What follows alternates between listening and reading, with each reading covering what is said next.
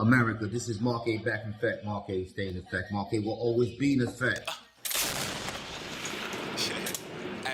Life is a bus, so the service a must. They make you turn up your phone before you get off the bus and make you wanna go home, dog. There's nowhere to run, so you must sleep through day 0 to get to day 1. And 9 weeks later, the future leaders, or not future leaders, young leaders in the military right now. If you had, since you have been able to PCS and had to reintegrate yourself into different units and batteries throughout your career, as a young leader, looking at maybe PCSing for the first time or PCSing for the first time in a leadership role, would you have any nuggets of knowledge to kind of impart for someone going through, like maybe, like I said, their first PCS, young staff sergeant, young sergeant?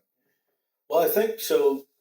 There's kind of a line between both of those questions that it's a loaded question. Well, I kind of want to make a point on is, it's if you worry more about where you're going, and not necessarily physically, right?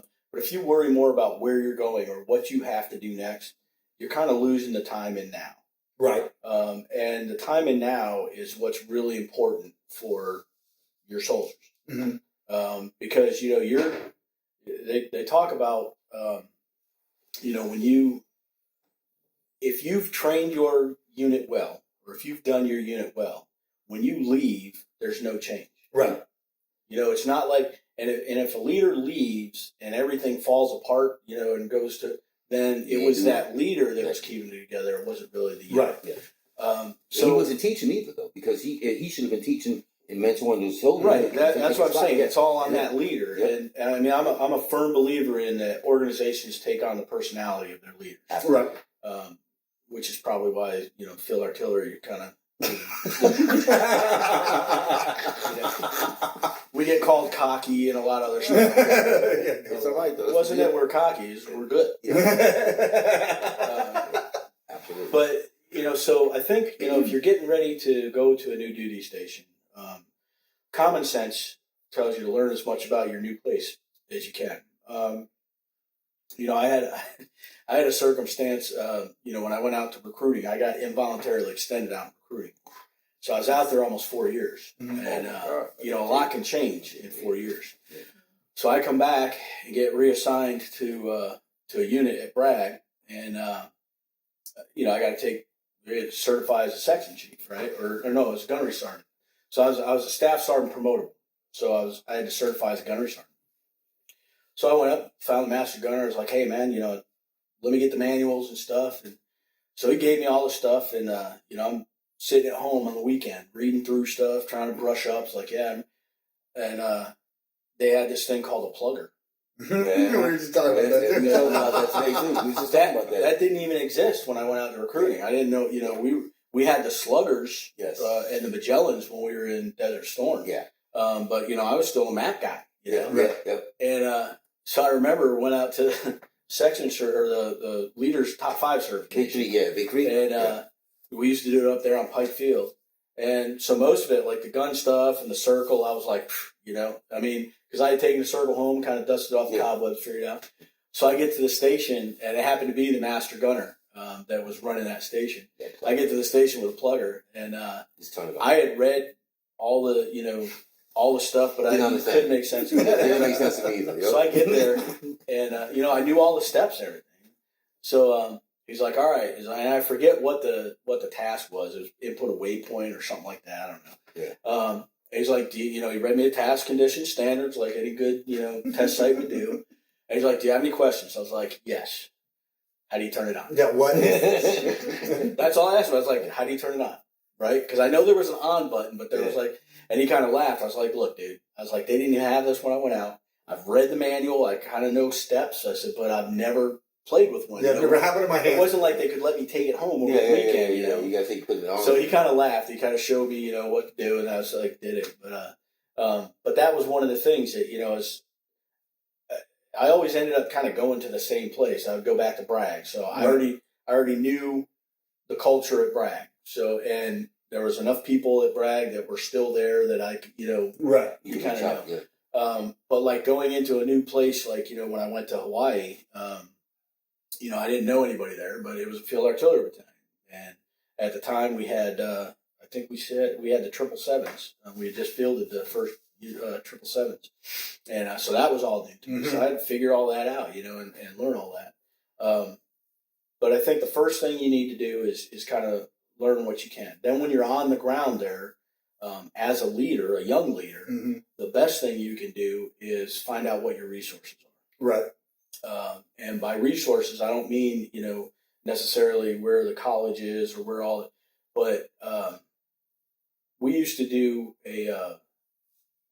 you know, one of the issue that I found when I was a first sergeant is I would have platoon sergeants and section chiefs come to me with, you know, hey, I got a soldier that's got a finance problem. Right. And, you know, when we were coming up as young leaders, you know, as a team leader or squad leader or whatever, you know, as a specialist or a young sergeant, your soldier had a pay problem. Yeah, that's a you issue. You knew where to take them. Yeah. You escorted them down there. You sat down with them. You talked to the folks. You got the paperwork done, you know, and then you kind of monitored it and you saw it through. And I think over time, and a lot of this I think has to do with the deployment, you know, because we got into that deployment army. Garrison operations was gone. Where everything in, and I caution using garrison operations because I think it's just daily. I would say. I think it's just leadership. Because you have combat leadership, but then you have leadership, you know, and those are two very, very, very different things. Right. Well, you know, combat leadership is a component of leadership. It is. It's not a standalone. Just like I don't mean to like discourage you or disparage you. I'm out. I don't care. But just you know that calls back into the the garrison army and the field army. There's no difference. You're right. Because if a soldier's got a pay problem, he's still not getting paid while he's out in the field, just like he's not getting paid when he's in garrison. Absolutely. And so I started noticing, and as a sergeant major, you know, I had first sergeants coming to me with, you know, hey, I got a soldier's got this problem, and I'm like, that should be first level leader, right? As a command sergeant. Yeah. So what I started doing is, and I did this as a battalion. I started a program at brigade when I was already sergeant major. Is we did a leader course. So it was geared towards sergeants and staff sergeants. And what we would do is bring them in. It was like a week-long course. Every day we do PT, but we wouldn't do the standard, you know, PT session. Right. We would do a different idea of PT sessions. Like the first day, PT was at the leader reaction course. Okay. So we did the leader reaction course, so because that shows them a resource that's available there for team building on the installation. They get to. And we're still doing PT. We did urban land nav, you know, where we'd give them, you know, maps and what did they call the daggers, you know, and they would actually have to, you know, find the points. They'd run from place to place in teams and stuff. So, you know, PT was geared towards teaching them how to do something outside the box. That's smart. Yeah. That's smart. But also show them a resource. Yeah. And then classroom time, you know, we had the first day we gave them a sheet of all the resources available on post. So you did a mini master arm course, first arm course, P course, maybe. Yeah. So it was like, you know, it had ACS and all that, and the deal was like you pick something off of that list, and then your homework throughout the week is you go to that place and you find everything out about it, and you find out what they do, where it is, what their hours of operation is, what their phone number is, and we gave them like these little data sheets. And then they would come back and, you know, we do other classes. We had, you know, Sharp come in and, you know, we do promotion classes. So just kind of teach them those things that we learned when we were, you know, younger. And you was basically actually mentoring them to become Audie Murphys. Because that's along with, right. It was those things. Well, I mean, Audie Murphy's all about how you lead your soldiers. Yeah. So, yeah. And then on Thursday, we do, you know, we'd give them a class on MDMP, and on Thursday they would conduct MDMP with the mission was they would plan a tour of all these places.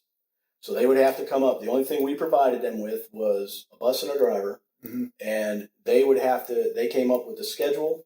And then when we went to those places on Friday, you know, we'd go to the Fisher House and ACS and all that. When we got there, the people that worked there could not give the tour.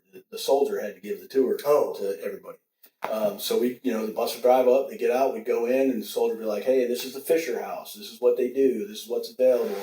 And then that, all of their sheets we compiled together in a booklet. So when they finished the course, now they had, not only did they know where everything physically was, they'd been there, they heard about it, they picked up pamphlets, and now they have a book, a resource. That's smart. So, if you don't have something like that available, that's what I would challenge a soldier to do. Right. You get to a new installation, seek out all these places, Mm-hmm. because then you know where they are, what resources. So now when a soldier brings you a problem, instead of this problem becoming my platoon sergeant problem, and becoming my first sergeant problem, and becoming my sergeant major's problem. Yeah. Hey, this is my problem. Let me try to resolve this. First line leadership. And then if I can't do this, then I can go up to them. And so I think that would be my number one key advice for the soldier. First of all, don't show up fat and out of shape. Because first impression is everything. You don't want to fall out of your first run, so keep yourself in shape. But when you get there to a new duty station, no matter what your position is, take a little of your time and go to all these places and find out what resources are available. So now, if you do have a problem, you're not scrambling to find out. You kind of already have an idea of what you might be able to do. And the thing about it, though, is that it's really actually geared toward that, but they don't take advantage of it, because when you first come into a battalion or what do you call it? A base, you go through the process. But you show up and the lady at ACS, this is ACS. It's a lot different if you go in there one-on-one and ask questions. Hey, and there were soldiers that, when we did this, I think I did like 3 or 4 iterations of it, and I don't know if they're still doing it. Now I think First Cav does some kind of new trooper orientation where they spend like a whole week. Mm-hmm. They call it, so they have a company. They used to get to replacement and then they'd be assigned to their units, but now I think they go to replacement and they're assigned to this company, and they kind of do some of this stuff with them. Yeah, Lewis. It was, I had soldiers like, I live right over there and I didn't know that was this, or, I drive by this building every day and I didn't know that it was that. Fort Hood's good for that too, because it's so big. Now, Kelly, I'm going to ask you a question. Does he ever run these type of ideas past you and you'd be like, well, that's not, maybe you could tailor it a little bit? Stupid, get it out of here. Not really.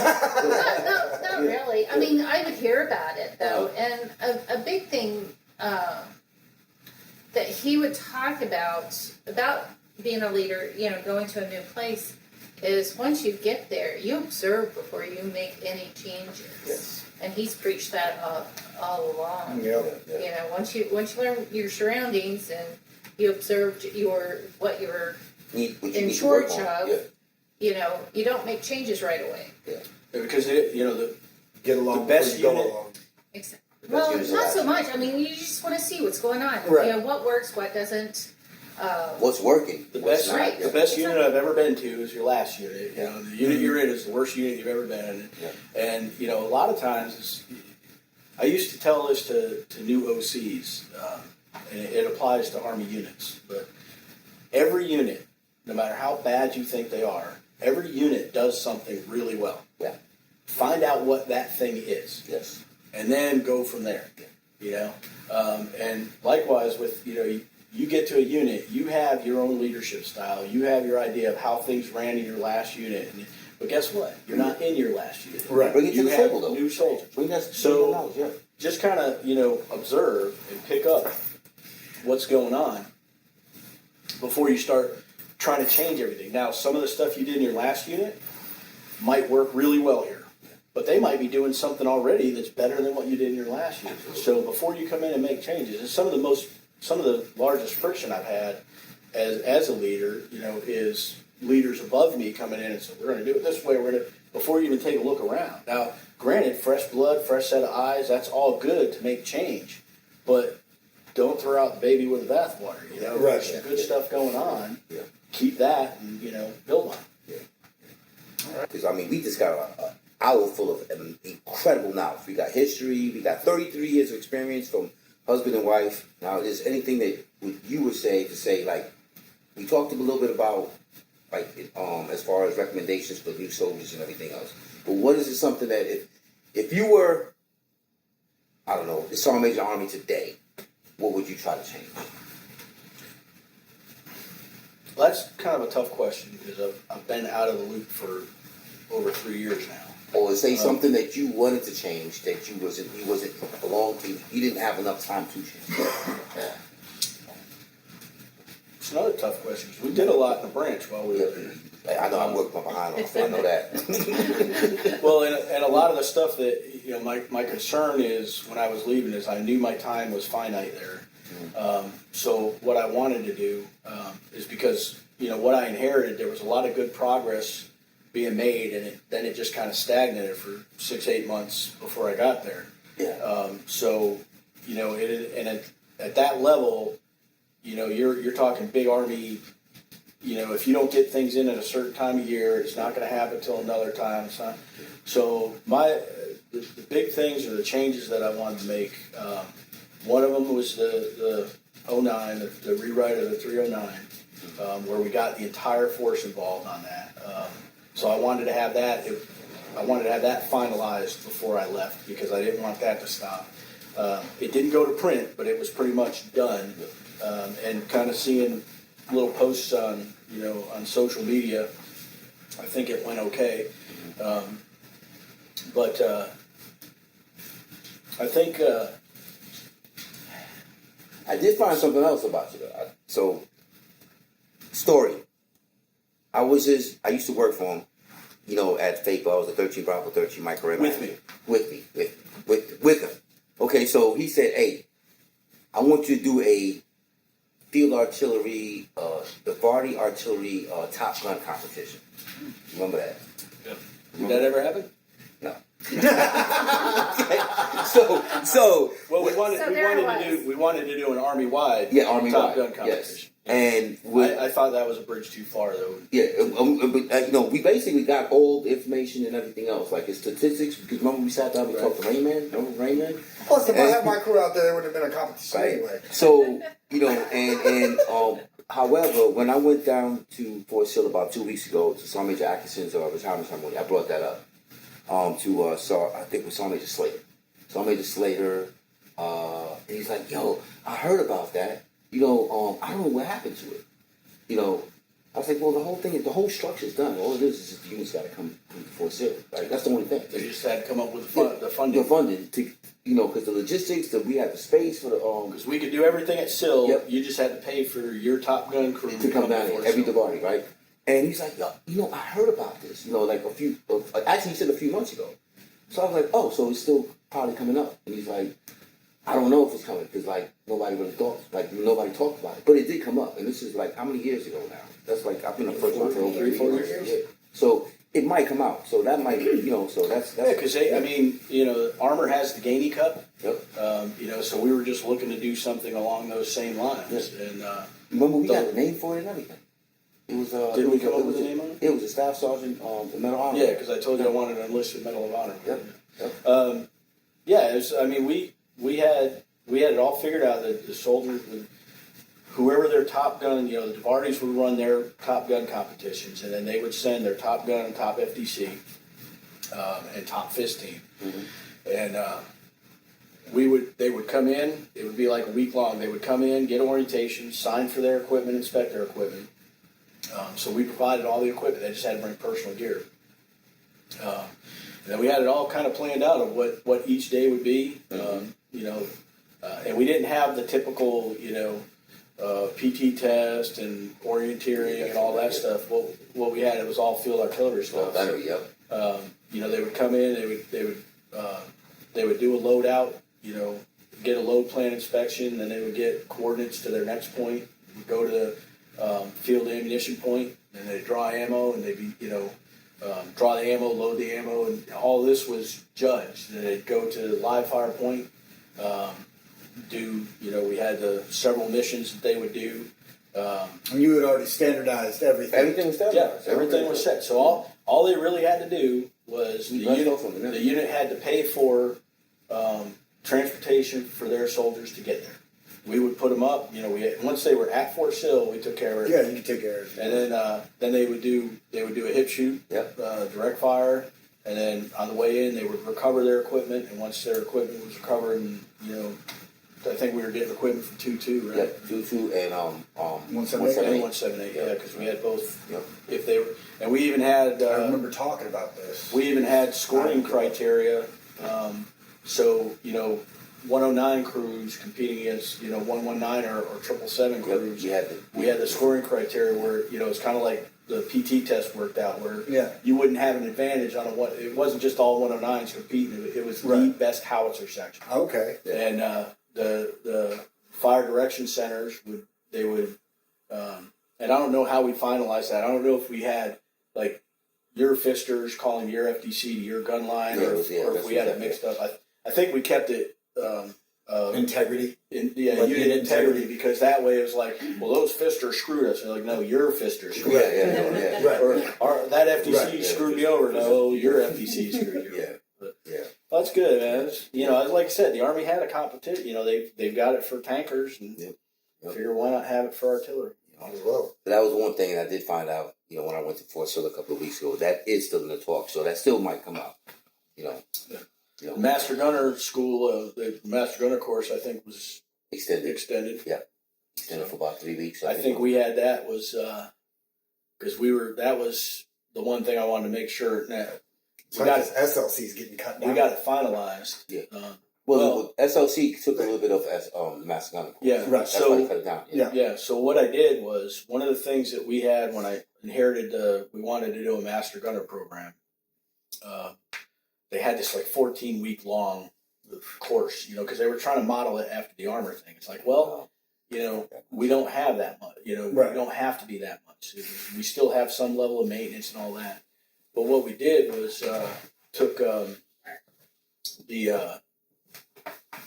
look at, okay, what are we doing in ALC? What are we doing in SLC? Mm-hmm.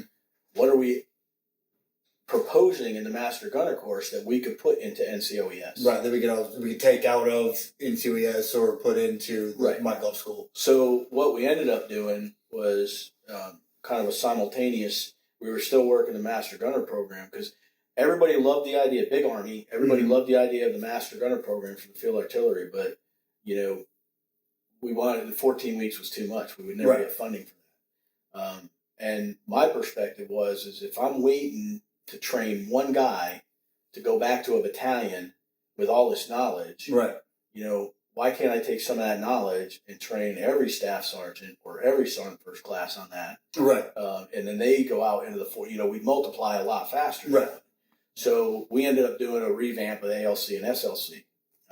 Which I was in the COVID class. The first SLC class after COVID was my class, and So I told when we redid our NCOES, when I was going around talking to units, one of the questions I got about it was, because I was like, it's going to be harder, because quite frankly, ALC was a joke when I got there. They were like, it was just kind of spending time, and I was like, and I was asked this question up in, when we were talking strategy, like, aren't you worried about them failing? And they're like, no, because if they fail, then they shouldn't be in that. They should have been in the class in the first place. Right. They shouldn't be a section chief if they can't pass it. Right. So, and I would tell them when we went out, it's going to be harder, and so I think we did a couple because I think we had transitioned before I left.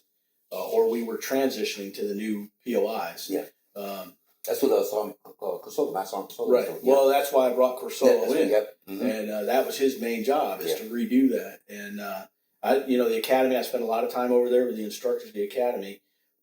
But we kind of did that, the restructuring of ALC and SLC in conjunction with the rewrite of the 09, where we had the same people involved. And by the same people, I mean we had ALC and SLC instructors. We had folks from out there in the force, because we put the call out, master gunners and everything. And so it wasn't just dudes up there in Baseball. Was this right? And who are the guys that break the POIs? Dot D. Dot D, yeah. So it wasn't just Dot D. Some guy sitting in Dot D saying this is what we're going to do. Good Springer. It was a complete, and that's why I brought Sergeant Major White to Dot D, specifically for I those actually saw him reasons. the other day too. Did you? Yeah. You doing okay? He's doing good. He's doing good. He got a nice little beard. He's wearing 2-piece suits. But that's seriously, he's wearing 2-piece suits every day. So that's why I brought guys in kicking and screaming. I put senior NCOs in positions there at Fort Sill. Gallagher was another one. I sent him over, and it's funny because they all went to the Sergeant Major's Academy, and now they're sergeants majors. So maybe I knew what I was doing. We actually did. But yeah, that was one of the I think the things that I really wanted to get done while I was there. I think was make our NCOES where we're equipping artillery non-commissioned officers with the right tools. Rewriting the 09, so we're equipping the force with the right doctrine. And I think once we got those, then the end result was Master Gunner was the graduate level field artillery tasks. So it was so guys that were coming to Master Gunner school, instead of doing something that they should have been doing in ALC, Right. now they were not only trained in it, but they were practiced in it. And what we were teaching them at Master Gunner course was kind of the next level. So, we had Uniform 6 stuff in there. Right. We had what Master Gunners should be doing. It wasn't just setting up a certification program. It was that, and then the graduate level field artillery skills. So I think it works out. And you also, this young man here, I'm gonna say young man, he also actually embraced the civilian education to field artillery branch that go towards the management leadership roles. I remember plenty of nights I had stayed after work, maybe about 1700, 1800, because you always say I was going early. That's late for Fort Sill. And with the cool system, with the Lean Six Sigma, with the with people didn't even know about, he didn't even know about. People didn't even know about those cool systems. Other MOS and logistics, especially DAU universities. A lot of field artillerymen never knew personnel, did not even know anything about that. That's another thing that he brought to the structure. And he's a famous guy with the camera. Forehead, from going to installation from installation. Talk to me about that, Sergeant Major. Like, what happened there? Like, well, so one of the things that I talked about the conversation with General Turner in my interview for the job is I told him that there's a disconnect between Fort Sill and the rest of the force. And, I remember in my entire career, I think 3 times that I encountered the field artillery sergeant major. One of them was Sergeant Major High when he came to the Sergeant Major Academy. But, and I think when I was a young section chief at the time, I think it was General Back was the chief of the field artillery. And he had come out, I got a coin from him. That's how I knew who he was, because we did a shoot, and he came down from the hill because we had pretty good effects on target. But I told him, I was like, the biggest thing is the force is out there, if they encounter a problem or encounter a situation, they're trying to resolve it on their own. And at Fort Sill, we're like, well, just call us and let us know. And, Fort Sill has with the Fires Knowledge Network and all that, the Master Gunner branch, there's a huge amount of stuff there. And, you got guys out in the force that are trying to do something, and they're trying to reinvent the wheel, when if they knew how to access this or knew the right person to talk to, that they could already get it ready-made for them. So one of the things that when General Meridian came in and took over, we had a discussion. And so one of our priorities was to really just kind of build the force back. Because, part of it was, and I'm not faulting anybody, any of my predecessors or anything, it was just of the times. Mm-hmm. So, you had modularity took over the Army, where everything was kind of brigade centric. So you didn't have DeVarties, you didn't have any field artillery forums that could kind of share this network. We do the Fires Conference every year, but the only people who come to the Fires Conference is the senior leaders. Mm-hmm. So, so we decided early on that one of the things that we could do is kind of outreach, is just to get out there. I had a lot because at the same time we were doing the modernization. So General Meridian was kind of double tapped with, the Field Artillery School, the Field Artillery Branch, and, modernization of the force, where I had a little more flexibility on that. So we decided travel would be one of the things. And so we started out, reaching out, not just to active duty, but to National Guard units of, coming out there and talking to the soldiers. Now, we had a lot to discuss. I come out at the time we were, like I said, we were revamping the Army was revamping NCOES. Yeah. And then at the time that the Army's revamping NCOES, we redid our NCOES to make it more valuable. Yeah. And that's something that we want to get out there and let soldiers talk about. And some of the best ideas I ever had came from soldiers. Another story is we were at JRTC. I was a smoke, and we went in. The brilliant plan, battle plan, was they sent the anti-tank platoon in, followed by our 1908 unit. We were attached. It was 101st. So we were at Bragg, but we were attached to be reinforcing artillery for this unit.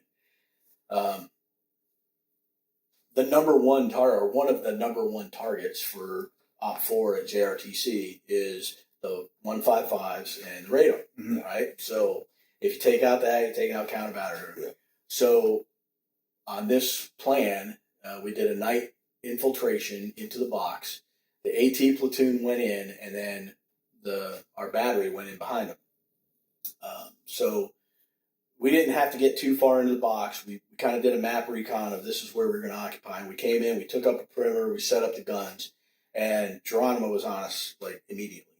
So it was a fight because no one else could come into the box. They were just getting hammered. So we were in the fight for our lives for probably about 8-10 hours into the morning light. Lost about half of the battery. Geronimo never got in the perimeter. Somehow I got taken out, but I think the OCs took me out. Now this is all training. This is all training. Not take it out and everything.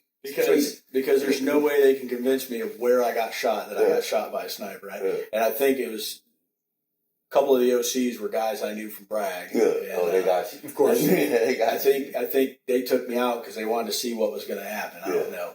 But anyways, so it was the first sergeant and I and, probably about 20, 30 soldiers. We go to the casualty collection point, and they take us over to the PHA, and we get reconstituted. And we're at the BSA, and anything that moved outside the gate, Geronimo already had mortars zeroed in on the gate. So anything that roll out, they'd immediately fire up. So we're like, okay, that's not an option, right? So, the first sergeant and I, old smoke, first sergeant, we're brainstorming stuff, like how can we get back to the unit? Because we know they're getting hammered, we wanted to get in there. One of my Joes, I can't remember his name, but I can picture him sitting there, leaned up against his rucksack, looks at me, he's like, hey, Smoke, this is 101st. Ain't they got helicopters? Brilliant plan. So I go over to the aviation L&O. I'm like, hey, you guys got Chinooks coming in here doing resupplies. Can they drop, about 20 soldiers with me? So they were like, sure. So I gave them a grid to the position. They didn't want to go to the position. They dropped us about, 2-3 clicks out, and we ended up road march or foot marching back in to the position, only to have more of a firefight. But that was one of those things, Joe was just sitting there, and I could easily just like, shut up. We're trying to figure this out. Listen to your soldier. Yep. So that's always stuck with me, It's like, ask soldiers questions. Yeah. They'll tell you the real deal. Yeah. And that's kind of the mentality we took with the traveling, and that's why we did that. It's because, we would go in, and no matter how hard I tried to, I tell them I'm low maintenance, man. I was like, I'll be in a hotel, I'll have my own vehicle, you just tell me where you want me and I'll be there. Because most of the installations I had been to, and I kind of know my way around. But they would always do, we'd have some kind of formal briefing with the command team and all the staff and all that. And, I'd always want to recognize the soldier or whatever. But the one thing I told them that would happen is I wanted to do an LPD. Mm-hmm. And it can be from private to the battalion commander or, the party commander, whoever. But I wanted everybody that's available that they could do without disrupting their thing. And that was the reason, is because we could go in there and we could tell them all the great and wonderful things that we were trying to do at Fort Sill, and there'd always be the question and answer period of your soldier, like, hey, we've looked at this. I'd jot it down in my notebook, and then I'd come back and, as soon as I go, either go up to the FAPL office or up to Dot D's, like, hey, I want you guys to look at this, give me an answer, by tomorrow. Yeah. And I tried to make it a point. I hope I did it every time, but within 48 hours of my return, I contact them back and say, okay, this is what we're looking at. This is what it's going to take. Or, because I pretty much knew if they came up with something, if we were already working it, or if we had worked it, we knew it's a dead dog. Right. But and that was soldiers. It helped that you put it on Facebook, that you started that Field Artillery page. Right. Yeah. Well, I didn't start it. Dan Moriarty started it. Yes.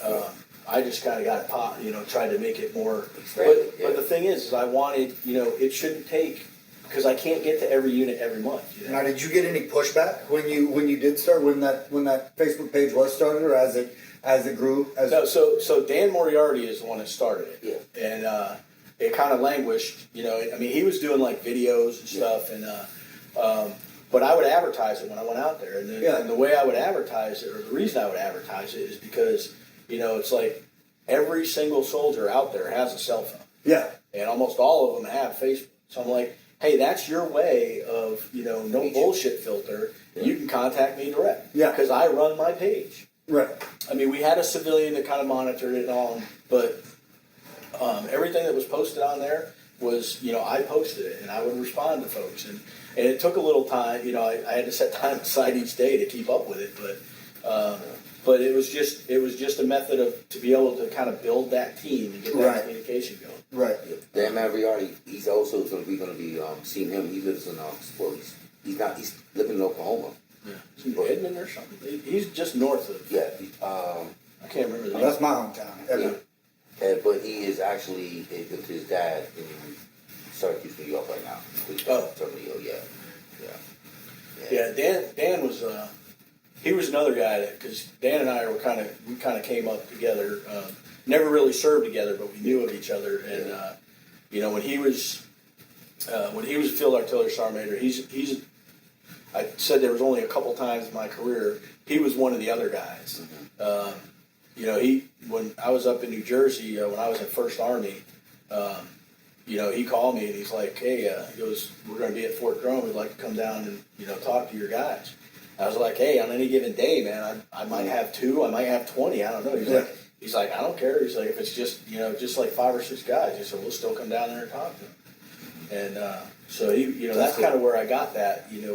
That was a good thing, because he and I got to sit down and he'd do his LPD but he and I would get to talk and be like, hey, we're thinking of this, or we looked at that, or what's the deal on this? And I think that's interesting because in social media right now, especially within the military community, there's a big push right now with doing something what's called humanizing the rank. Right. And they're trying to expose themselves a little bit more, get a little bit more exposure of their personal lives, senior leaders, senior officers, and non-commissioned officers, giving an inside look at their life a little bit more, because the civilian population looking at the military in general, I can't tell you how many times, even in my career, that I've been equated to a robot, and people think that we're just this one aspect. Like, you join the military and then you're just this headhunter the entire time. They don't realize that there's the dark, twisted sense of humor. There's the families that they have. The families and the children that you have. The whole. When I was out there recruiting, it was like common. People's conception, or their conception of military life was Gomer Pyle. It's right. It's like that. You join the Army and you wear a uniform all the time, and you live in a Quonset hut with 40 other guys. And it's like, and that was one of the things I did while recruiting. Is like I had a book that I had pictures. It was all the stuff I'm talking about. Right. I had my college transcripts in there. You know, I had pictures of places that I've been outside of the military. You know, and you know, just stuff like that. And it's like, you know, just getting folks to understand. Now, the downside about social media is for, you know, that kind of exposure is you got to be the real deal. Sure. Because, you know, and we've all seen it and it's not just in the military, any corporate organization. You know, you've got the face of, and then you got the real person. And so, you know, as the saying goes, you know, the truth will come into light. Yeah. You know, when you're on social media, you can be whatever you want to portray people to see you as. Yeah. And the other side of it is the prevalence of social media is, you know, if you are doing something shady or something, it eventually comes out. Well, and that's right now. That's been, especially with the new with TikTok as a new platform that's coming up. I mean, you know, it's funny to me because I see a lot of people on their platforms. So they're military and they're posting videos in military uniform, and they've got the little disclaimer on this says my views do not represent the DoD or whatever, and I sit back and I watch them like, yes they do. Yeah. Whether you think so or not, they absolutely. U.S. Army on that. Yeah, you're wearing the uniform. U.S. Navy or whatever. Even if you take off the uniform and you in cities, Yeah. if you have one video with you in uniform in there, yeah, now you're representing the DoD, and it's like I said, you know, saying earlier is that you know, I've always been the same. Yeah. And, you know, I've had, there's, you know, folks that be like, you know, be at work talking, you know, trash or whatever. And, you know, I had a commander one time that Kelly was taking, at the time she was doing kickboxing. And I had mentioned one time, you know, I said something about she was taking kickboxing classes. And, my commander, he was a single guy at the time. This was when I was a first sergeant. He said, I forgot what he said. He's like, oh, you're worried about, you know, are you worried about her, you know, beating you up or something? I was like, no. I said, if she ever tried it on me, I'd whoop her ass like a man. And he's like, oh, you didn't say that. I'm like, ask her. So the next time he saw her, he's like, hey, you know what your husband did? Like he was going to get me in trouble. And he was like, I was talking about, you know, the kickboxing. And she was like, oh, he said he was going to whoop my ass like a man. And his jaw just dropped. I was like, hey, I told you, man, I'm not different, you know. Right. I'm the same at work as I am at home, as I am, you know, just you try to be, you know, just be real. Yeah, I mean, it is going to come to light when you're playing that role that's not actually you. It always comes to light. It'll catch up to you. Yep. Now, after 33 years, okay, could you tell the world, you know, what are you doing now?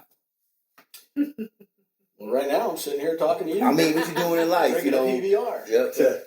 You know, To wrap it up. Yeah. So when we made the decision, and I say we, she wanted to make sure I was ready, but it was a decision for both of us. And you discussed it this time, and we did. Discussion. You had an open, candid conversation. She's a planner. I'm more of a, you know, I'm more of an 80% solution, fire the first round, game fire superiority. She's more of a planner. But when we did start, you know, when we decided it was time to retire, the one thing I knew is that I was going to retire. And it's not, you know, as we discussed earlier off camera, you know, the things that you guys are doing and folks who like you're doing of carrying on and giving back is awesome. But my decision was that, you know, I felt that after 33 years and what I've done and, you know, hopefully what I've achieved, influenced or created, I left it all out on the field. You know, I wasn't going to be one of these guys like the NFL, you know, retire and then regret it, and, you know. Come back in 2 months. And I was pretty confident that, you know, I left it out there all out there on the field. So my plan was, when I retired, I would not go back to work. And we wanted to, you know, I've always kind of wanted to have a self-sustaining farm. So that's what we did. Got some acreage, and now we breed cattle and grow most of our own food. And just kind of enjoy life. A lot more work now than I ever did in the Army. Because it's I don't get nights and long weekends and 30 days leave. It's all on what the cattle are doing, or what the weather is, and that's what drives my life now. But as much frustration and hard work, there's a lot of enjoyment, and I probably wouldn't change it for anything else. Just doing it with your spouse. You're doing it. Red Lake 6. We're doing it together. That's it. And I love this life. This life.